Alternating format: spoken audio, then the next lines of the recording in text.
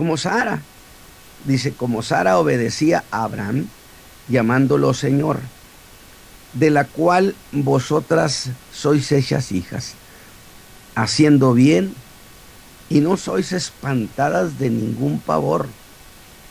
Vosotros, maridos, semejantemente, habitad con ellas según ciencia, dando honor, o sea, honra, a la mujer como vaso más frágil y como a herederas juntamente de la gracia de la vida, para que vuestras oraciones, dice el apóstol, no sean impedidas.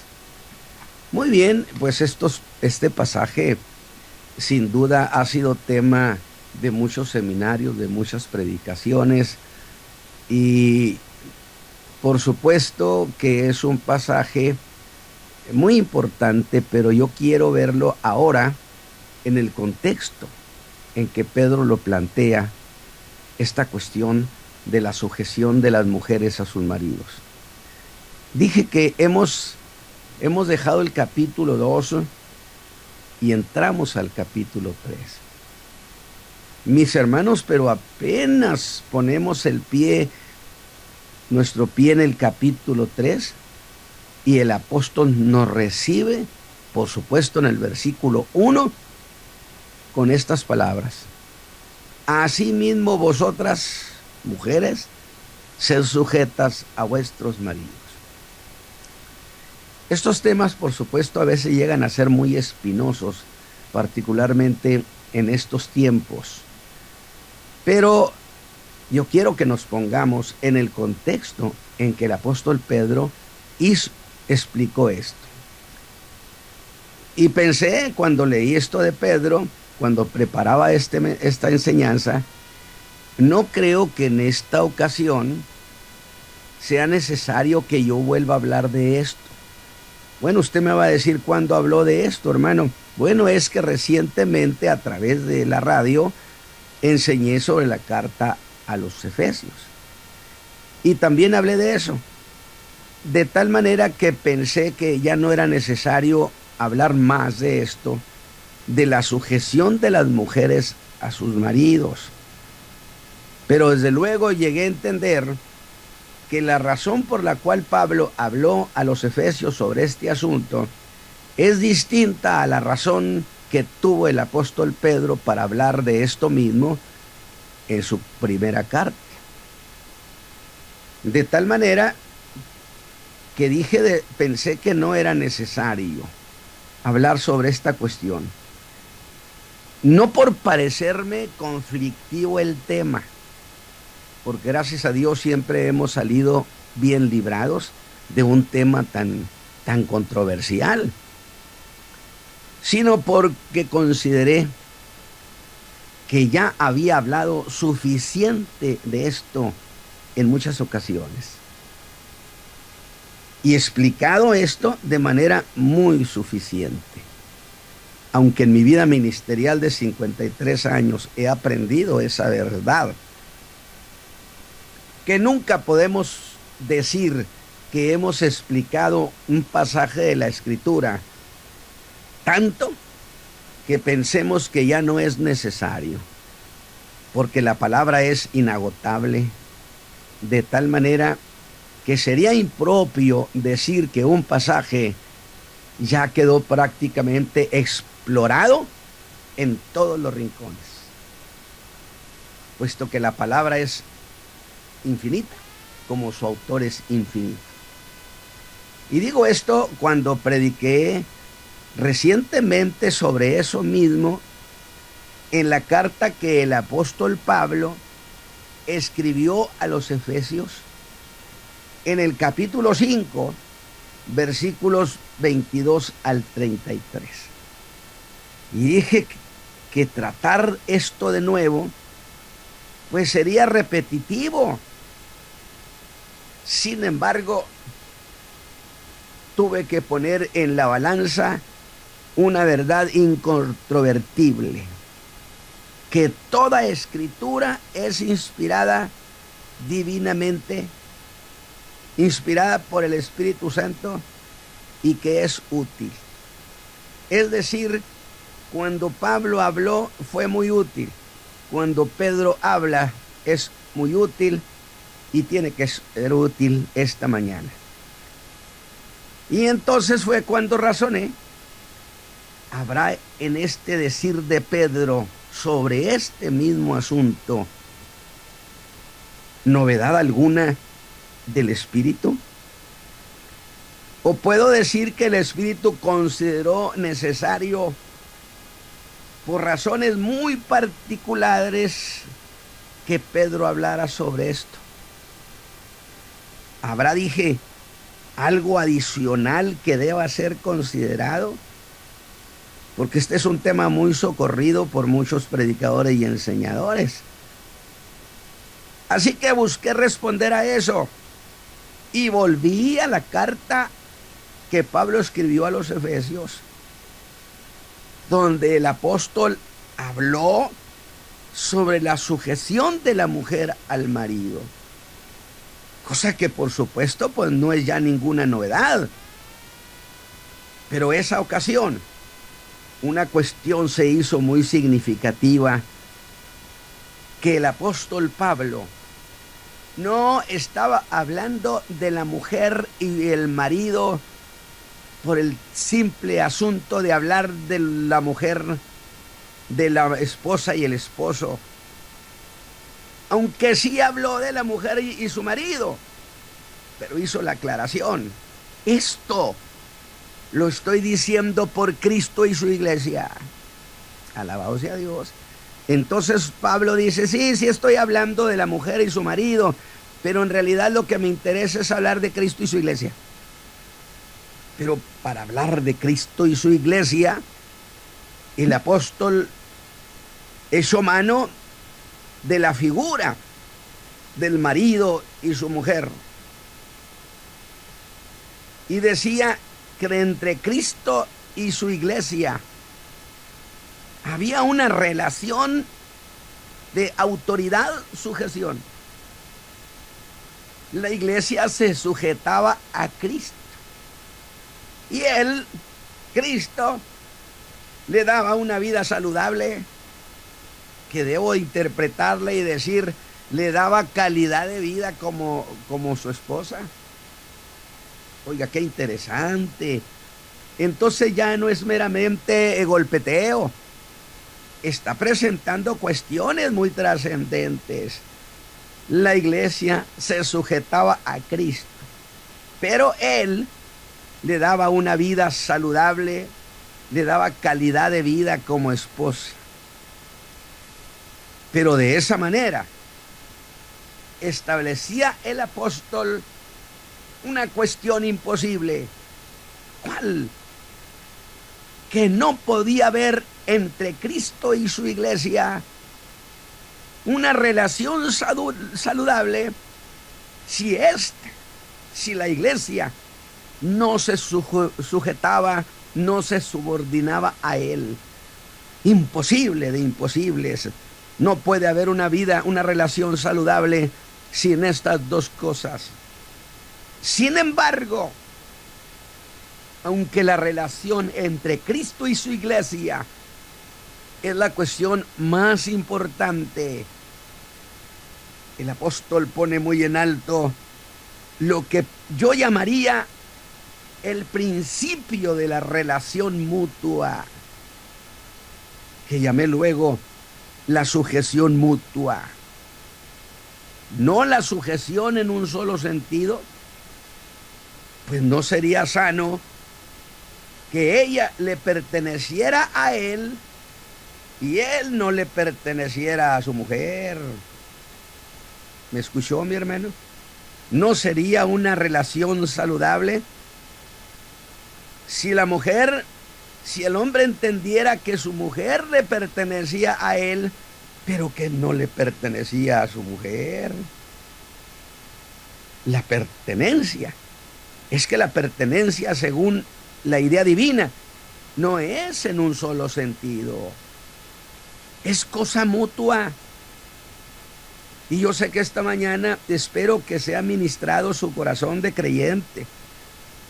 Y luego habló de la sujeción de la iglesia a Cristo, usando la figura de un cuerpo. Y sería entonces muy propio decir que ninguna parte del cuerpo se puede considerar ajena a las demás partes del cuerpo. Y eso establece por sí mismo la condición de pertenencia mutua. Donde si el corazón dijera que él puede producir pulsaciones a su gusto, que en fin, él es autónomo, dígame una cosa, ¿no dañaría el cuerpo?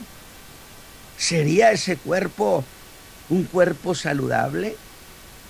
No, no lo sería, porque el corazón le pertenece al resto del cuerpo. Y entonces ratifica la idea de la pertenencia mutua. Y si fuera propio, diría que hay una especie de obligación, porque luego esta palabra obligación ahora como que tiene un sentido, una connotación diferente en estos tiempos de la nueva era. Yo soy mío, soy propio, ni no pertenezco a nadie. Y propio sería que hay una especie de obligación de cada miembro del cuerpo a funcionar eficientemente para los demás órganos del cuerpo, si quiere conservarse con vida saludable. Qué interesante idea nos presentó el apóstol Pablo. Usted me va a decir, pero no está hablando de Pablo, está hablando de Pedro. No, pero necesito hablar del por qué habló Pablo, y dijimos que fue muy claro. Yo no estoy hablando esto por estar hablando del marido y la mujer. Yo estoy hablando por razones de Cristo y su iglesia, pero voy a echar mano de esta figura de un matrimonio. Así que aplique eso a la vida matrimonial y entonces estará usted pensando en grande. Entonces, de manera por demás natural, nace entre los órganos del cuerpo un principio funcional de autoridad y sumisión que marca y obliga, por supuesto, obliga. Si quiere ser un cuerpo saludable, obliga a cada parte del cuerpo a funcionar de tal manera que haga funcionar a las demás partes del cuerpo de manera saludable, eficiente, donde cada parte del cuerpo ha de obedecer ese imperativo. Funciono para los demás y los demás funcionan para mí. Y es en esa idea que Pablo echa mano del ejemplo de cómo Cristo ama a su iglesia, de Cristo y su iglesia, donde para que ese cuerpo o esa iglesia sea saludable, porque yo tengo muy presente la idea de que la iglesia debe ser un cuerpo muy saludable, muy sano, que tenga calidad de vida de iglesia de Jesucristo. Debe sujetarse a Cristo y funcionar con eficiencia, con prontitud, con precisión, como funcionan las partes del cuerpo en obediencia. Yo no sé qué sentido esté tomando para usted, mi hermana, mi hermano, pero yo le ruego que usted ponga mucho cuidado en lo que le voy a ir planteando. Porque si alguno funcionara de manera irregular, ¿qué sucedería? Se empezaría a dar lo que voy a llamar la muerte progresiva de ese cuerpo. Si alguna parte del cuerpo no funciona con eficiencia, el cuerpo empezaría de manera progresiva a morirse. Y así sería el caso donde el esposo, si no funciona dándole a la vida familiar, a su mujer, el ritmo propio y diera una señal equivocada de una función familiar eficiente y justa,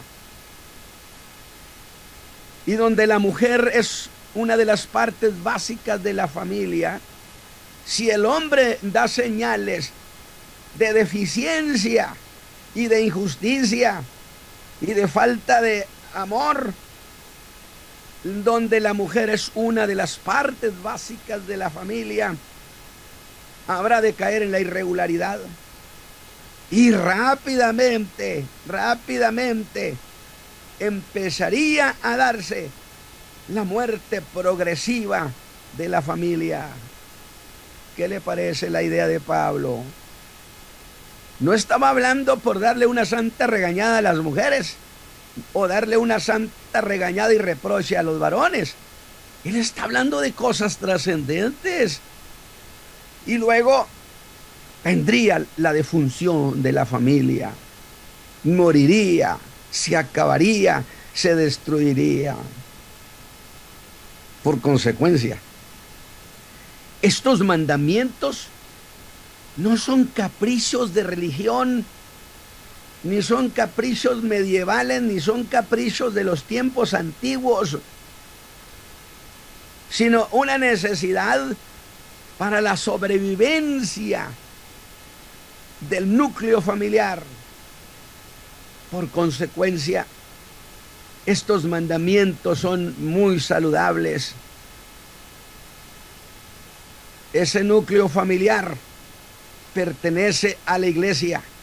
Fíjese bien, definitivamente si no funciona la familia adecuadamente para la sobrevivencia del núcleo social, pues ese núcleo enferma, la sociedad se enferma también. Y diré con más fuerza que si ese núcleo familiar pertenece a la iglesia, son creyentes, y es una familia enferma, hay una relación enfermiza, desigual entre el marido y la mujer, enferma. Pero si esa familia pertenece a una iglesia, la iglesia no será saludable. Y aún debo agregar que el apóstol, para hablar de la familia, parte del hecho de que si la iglesia se sujeta a Cristo, que es una cabeza eficiente, entonces el cuerpo estará sano. Eso es lo que hizo Pablo. Habló de la relación de Cristo con su iglesia, pero echó mano de esa figura del matrimonio. Pero no habló precisamente por querer hablar del matrimonio. Él fue claro: esto lo digo por Cristo y su iglesia. Entonces, si usted va conmigo, está diciendo qué interesante los motivos que tuvo el apóstol Pablo para hablar sobre la vida del hombre y la mujer en el matrimonio, en la vida familiar. Pero él estaba hablando de la relación de Cristo con su iglesia. Vean a Cristo y su iglesia. Solo que en medio de eso, de la relación eficiente del marido y la esposa, esa es la importancia que esto tiene. Y si ha puesto esta cuestión entre la iglesia y Cristo, es para establecer que no es congruente que no es consistente que un creyente se proclame, que una creyente se proclame como mujer que está sujeta a Cristo, mas no a su marido. ¿Qué le parece? ¿Sería eso una incongruencia, una contradicción entre la fe y la práctica de la fe? Que ella con gozo abre su boca y dice: yo estoy sujeta a Cristo, pero luego se ve que no lo está a su marido. Como incongruente, contradictorio, deficiente sería que un marido creyente se proclame ufanamente como cabeza del hogar a la manera de Cristo y no haga por su mujer lo que Cristo hace por su iglesia. ¿Qué le parecen las razones que tuvo el apóstol Pablo para hablar de estas cosas? Habló del esposo y la esposa sin necesariamente estar hablando de ellos, sino los pone frente a la figura de Cristo. Las dos cosas serían una inconsistencia con la figura de Cristo y su iglesia. Que Cristo haga lo que hace por su iglesia y ese marido creyente no haga bondad con su mujer. Cristo es muy bondadoso con su iglesia. O que la mujer que se proclama creyente no haga por su marido lo que la iglesia hace con Cristo. Creo que la comparación, la analogía es durísima. Y esto no se trata de una cuestión de estar llenos del Espíritu Santo. No. Esta es una cuestión de voluntad. O mejor dicho, debo decir, cuestión de voluntades. Buena voluntad mutua. Pero ¿acaso se logra algún bien? La contestaré con otra pregunta. ¿Diría usted que la iglesia haya algún bien en estar sujeta a Cristo? Por supuesto que sí. Pues en la obediencia, la iglesia alcanza en Cristo lo que se conoce como una relación significativa. ¿Qué es eso, hermano, de relación significativa? La que tiene sentido, la que tiene motivos, la que da razón y justifica a la iglesia ser la iglesia de Cristo.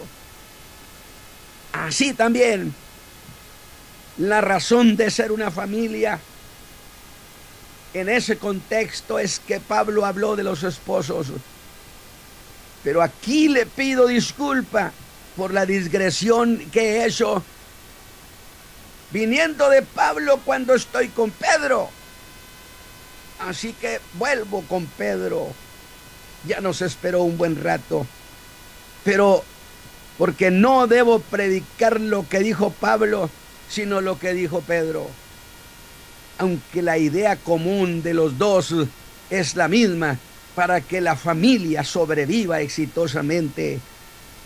Solo que Pedro pone esa misma cuestión en otro escenario. Ándele. En la obediencia a las instituciones. Es que Pedro está hablando de la obediencia, partió de la obediencia a las instituciones de gobierno. Y desde el versículo 13 de este capítulo 2, donde dijo: someteos a toda instancia humana, a toda institución de gobierno, y luego da una buena causa, una buena razón.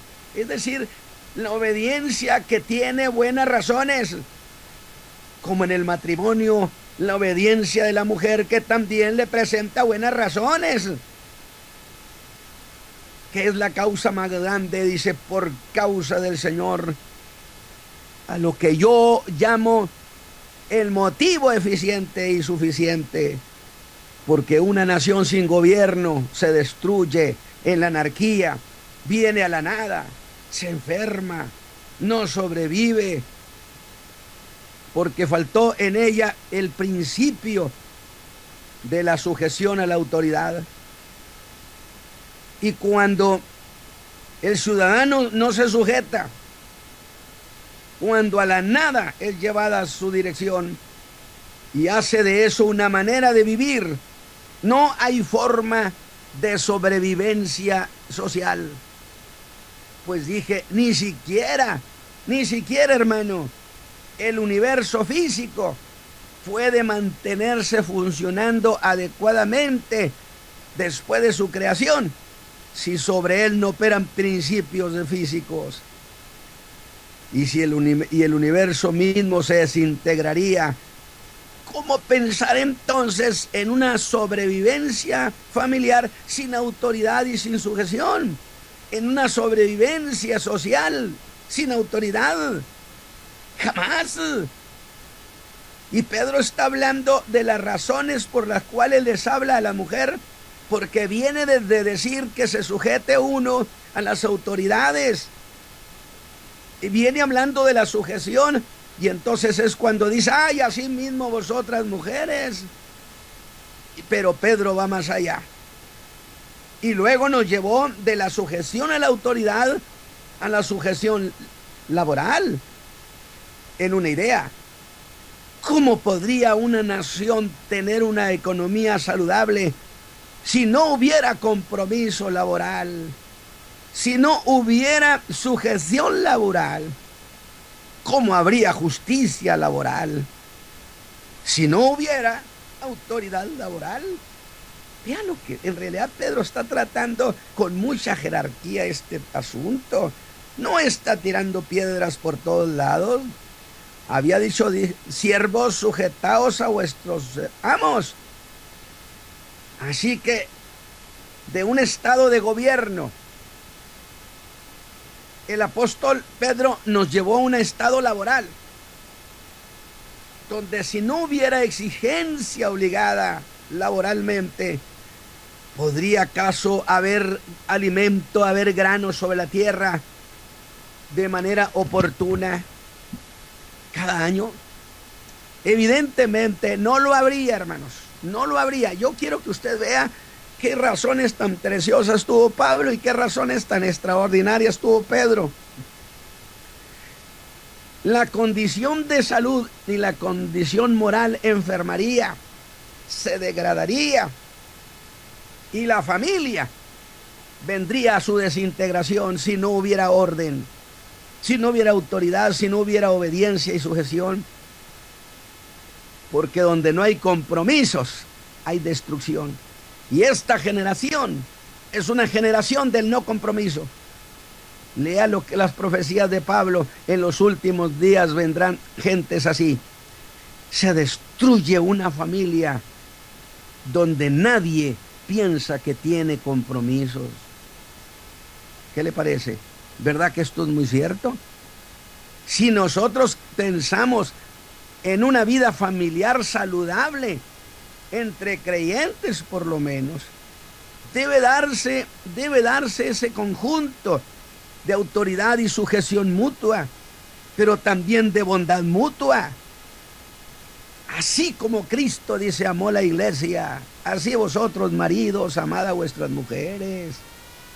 No la insulta, no la menosprecia, no la ningunea, no la exhibe como una donadie. No, Cristo no hace eso con su iglesia. Y volviendo a la producción laboral, sin la producción no hay nada para nadie. Está correcto la idea que el apóstol Pedro está llevando. Ve cómo la va presentando. Desde la sujeción al gobierno, la sujeción laboral, nos habrá de llevar a la sujeción familiar. Es decir, él está presentando toda una tesis de sujeción partiendo de la sujeción a los gobiernos. No está hablando por meramente hablar de la mujer y el marido. Y si usted ha estado atento, la sujeción es la causa que hace posible la salud social, la buena vida, como la buena relación y la obediencia a Cristo. Como consecuencia trae la salud de la iglesia, la salud del creyente, moral y espiritualmente. Y por la misma razón, Pedro aborda la sujeción familiar, representada en este caso en la esposa. Porque la esposa es el factor que conserva la familia. Porque ella es la que está al pendiente de los hijos. El marido anda trabajando y la mujer es la que cría hijos. Y es la que tiene la oportunidad de enseñarles la fe. Le dijo Pablo a Timoteo: tu madre y tu abuela te enseñaron esto. Es la fe casera a cargo de la mujer, que tiene un papel extraordinario que el marido debe reconocer. Es el factor que conserva la sociedad. Su opinión puede animar o traer desánimo a la vida de la familia. Ella es una de las razones más valiosas de la unidad familiar. Me encanta la forma de presentar Pablo y Pedro esta cuestión y no convertir su enseñanza en un montón de pedradas. De enseñanza profunda, que si la gente razona y ama al Señor, habrá de sujetarse a estas ideas de los hermanos. En ella, en la mujer, apoyó Dios el plan de salvación al mundo. ¿O acaso no es Cristo el Hijo de la mujer? Su posición es por demás valiosa. Y el ángel la halagó a María diciéndole: has hallado gracia delante de Dios. Dios te manda a decir, por así decirlo, que has hallado gracia ante Él. Note cómo es que empieza el verso 1 diciendo: así mismo, o lo que es igual, de la misma manera. ¿De qué? Así como he estado hablando de la sujeción a los gobiernos, de la sujeción laboral, así mismo entonces hablo de la sujeción familiar. De la misma manera como a los creyentes se les ordena someterse a las instituciones de gobierno, de la misma manera que a los siervos se les manda someterse a sus amos. Asimismo, de la misma manera, por la misma razón de salud, a las mujeres se les manda sujetarse a sus maridos, porque los hijos copian estas cosas. Si ha notado este detalle, Pablo está diciendo que la mujer tampoco ningunea a su marido, que no lo menosprecie, que le dé honra también. Si ha notado, Pablo puso esa obediencia en la vida de la iglesia para afirmar que solo en la sujeción puede haber una iglesia saludable, la sujeción a Cristo. Y en la sujeción familiar es la única manera de una familia saludable y que tenga calidad de vida. Y Pedro puso esa obediencia familiar en la misma tesis de la sujeción a todo gobierno, en la misma tesis de sujeción bajo la vida laboral. Y aún diré más, que ordenó que aún bajo los peores sistemas de gobierno, bajo los peores amos, a los que llamó los difíciles y que yo llamé patrones insoportables, porque los hay, pues que con todo y eso, dentro de las peores condiciones laborales en que andaban, estará siempre latente la posibilidad de lograr una vida saludable, cosa que no se logra jamás sin sujeción.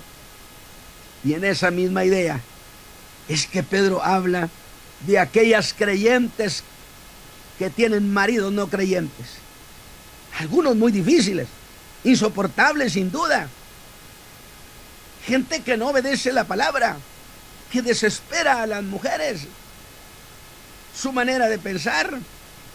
Sin embargo, aunque ellas están en desventaja, ¿o no es la tesis de Pedro poner en ventaja a los que están en desventaja en esta carta? Les habla de una posibilidad en el verso 1, que es posible ganarlos para el Señor, pero que primero tienen que ganarlos para ellas, que ellas son la posibilidad de la salvación de ellos, que ellos son el acceso, que sin ellas quizá no tendrían jamás ninguna posibilidad de salvación. Pedro está hablando de las esposas cristianas como un recurso de Dios inteligente para conservar la familia y salvar al hombre. Y les propone que los ganen sin hablar mucho, sino más bien callando. Estas ideas en este tiempo son explosivas. Que los ganen sin palabras, que en griego significa que la conducta se convierta en las expresiones del pensamiento, pues la actitud es capaz de encarnar una idea sin siquiera decir cosa alguna. Y en el verso 2 dice Pedro, ¿cómo puede lograr eso? Dice, considerando vuestra conducta y respeto. El griego significa que conviertan a su marido, que lo pongan como un espectador de lo que ellas tienen en Cristo, para que luego al hacerlo un espectador, porque las están viendo, las están observando, y conviertan a su marido al final de cuentas en un testigo a favor de ellas, que habrán de decir, ni modo, mi mujer es algo especial, de que ella no es igual y que no hace las cosas igual. Y el verso 4 dice que su arreglo es interno,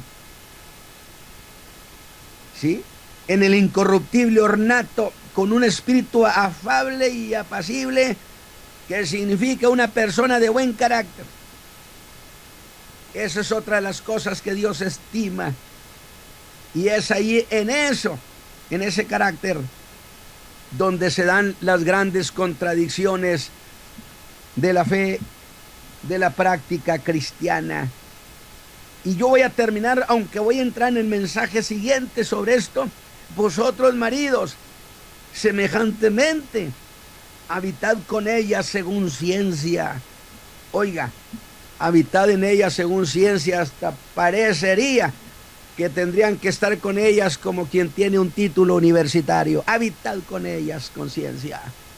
Mis hermanos del auditorio, mis hermanas esposas, mis hermanos maridos, yo creo que yo quisiera pedirles, rogarles en Cristo, que tomen muy en cuenta las razones de Pablo y las razones de Pedro para hablar del marido y la mujer, de la sujeción mutua, de la bondad mutua, que dé a la familia y a la iglesia una condición de vida saludable.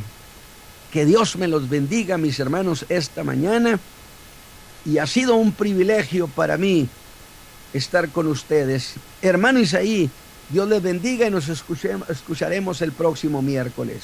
Amén. Gracias, pastor, por esta cordial enseñanza que nos ha entregado el día de hoy.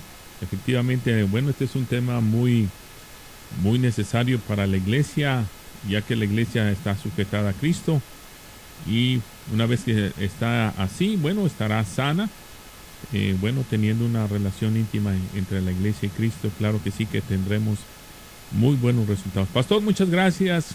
Saludamos a nuestra gente en donde quiera que nos esté sintonizando a esta hora. El pastor Natividad Ramos ha entrado en el tercer capítulo ya sobre la primera carta del apóstol Pedro, y yo sé que es de grande bendición para nuestras vidas, tanto como lo ha hecho para mi vida. Que amemos a nuestras esposas, y bueno, como Cristo amó a la iglesia, también nosotros tenemos que dar el todo por el todo. Bendiciones en esta mañana. Ya regresamos, no se vaya, vamos a ir con la identificación de este programa. Tendencias de nuestro tiempo. Programa que es traído a usted en este mismo horario, todos los lunes, miércoles y viernes, por el pastor Natividad Ramos. Puede escribirnos a radioadoración@hotmail.com o envíenos un texto al 704-634-6706. Escuche Tendencias de nuestro tiempo.